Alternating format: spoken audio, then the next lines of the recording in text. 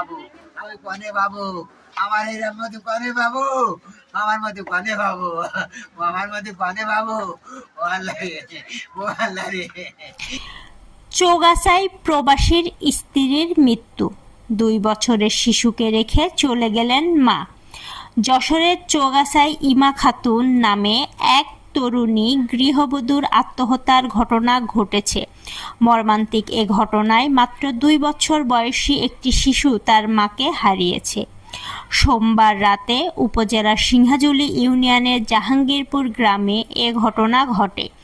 নিহত ইমা খাতুন স্বরূপদা ইউনিয়নের ছোট কাকুরিয়া গ্রামের নজরুল ইসলামের মেয়ে।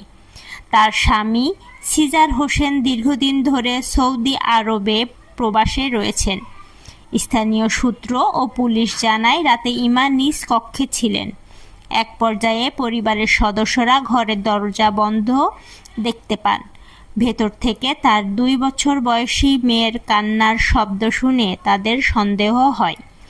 পরে দরজা খুলে ইমাকে অচেতন অবস্থায় দেখতে পান পরিবারের সদস্যরা। স্থানীয়দের ভাষ্য, পারিবারিক বিভিন্ন বিষয় নিয়ে ইমার মধ্যে মানসিক চাপ ছিল বলে জানা গেছে। তবে কী কারণে তিনি এমন চরম সিদ্ধান্ত নিলেন তা এখনও নিশ্চিত নয়। অল্প বয়সে মায়ের এমন মৃত্যুতে 2 বছরের শিশুটির ভবিষ্যৎ যেন আরও অনিশ্চয়তার মধ্যে পড়ে গেল।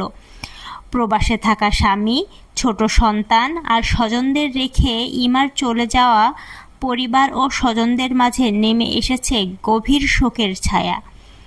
চৌগাছা থানা পুলিশ জানিয়েছে, মৃত্যুর প্রকৃত কারণ জানতে ঘটনাটি তদন্ত করা হচ্ছে। আইনগত প্রক্রিয়াও চলমান রয়েছে।